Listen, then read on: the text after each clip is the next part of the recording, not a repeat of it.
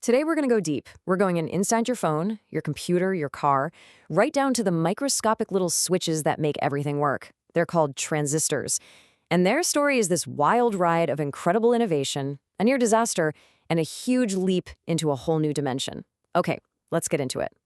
You know, for decades, the entire tech industry had a secret sauce. Just make everything smaller. That was it. It was a simple rule, and it gave us this constant stream of faster, cheaper gadgets. But that magic, it was about to run out. The engine of our digital world was basically hitting a wall, and what happened next is just a fantastic story of how a tiny change in shape saved everything. So let's start with the law that pretty much ruled Silicon Valley for 50 years. Now, it wasn't a law of physics, but it was a prediction from a guy named Gordon Moore, and it was beautifully simple. Every couple of years, we could cram twice as many transistors onto a chip. So progress was all about one thing: just keep shrinking. And that was the magic of Moore's law, right? This idea that the number of transistors we could fit on a chip would double every couple of years. This relentless shrinking is the reason we have pocket-sized supercomputers that we now just call smartphones. The entire industry, for decades, was built on this one simple premise. And this little guy is the one that made it all happen, the planar MOSFET. The easiest way to think about it is like a light switch. You've got a source of electricity, a place for it to go, that's called the drain, and then you have a gate on top. You just flip that gate with a little bit of voltage and boom, a channel opens up and the current flows. It's simple, it's flat, it's two-dimensional, and for a very long time, it was perfect. But here's where the story takes a really interesting turn. As we kept shrinking these MOSFETs, following Moore's law to the letter, a really weird and bad thing started to happen. The switch, it started to leak. It wouldn't turn all the way off anymore. This problem has a name. It's called leakage current. And the analogy here is just brilliant. It's like a drafty window that lets air in, even when it's totally shut. As transistors shrank below a certain point, right around 28 nanometers, the gate just kind of lost its control over the channel.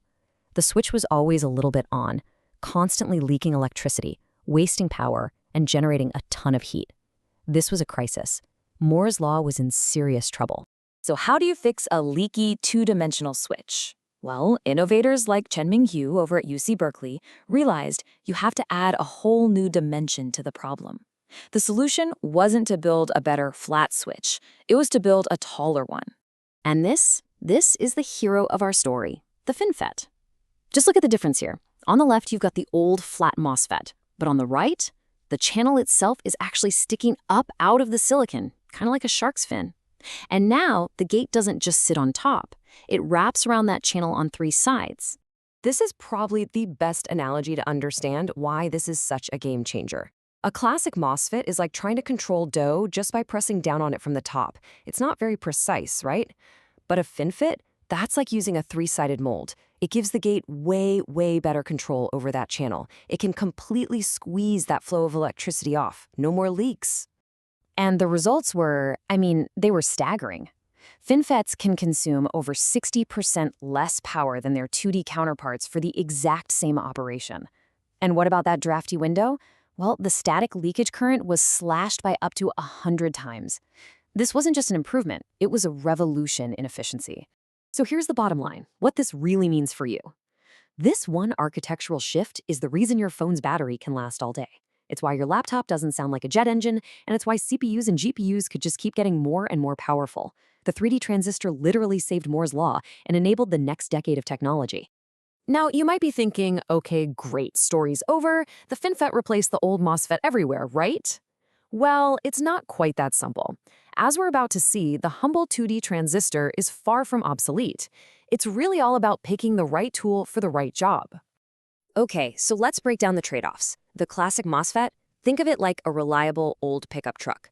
It's simple, it's cheap to make, and it's perfect for jobs that don't need a ton of horsepower. The FinFET, that's the Formula One car. It's incredibly complex, it's expensive, but it is insanely fast and efficient. And you wouldn't use a race car to haul lumber, and you wouldn't use a pickup truck to win a Grand Prix. So where do you still find the classic MOSFET?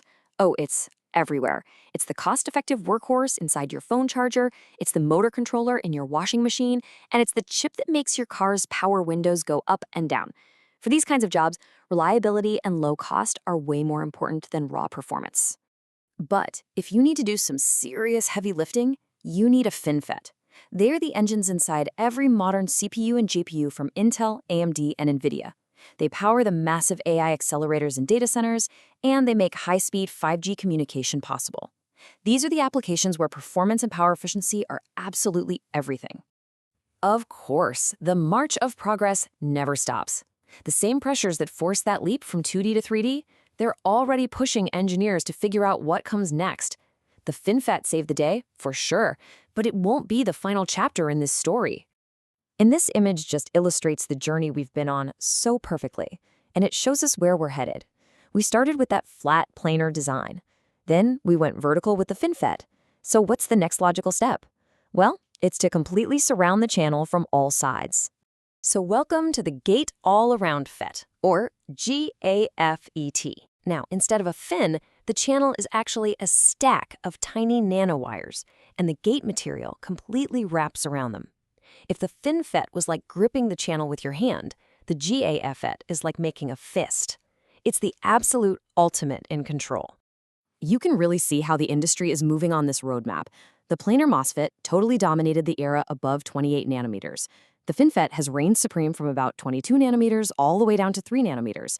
And now, at the absolute cutting edge, companies like Samsung are already bringing the GAAFET era to life in their chips. And the innovation just doesn't stop there. Researchers are already working on the next clever trick, something called the forksheet transistor. It's a really smart way to squeeze even more performance out of our current technology before we have to make another giant, expensive leap. Which brings us to this final, kind of mind-bending question.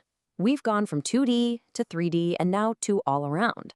We're creating switches that are getting so small they're approaching the size of just a handful of atoms.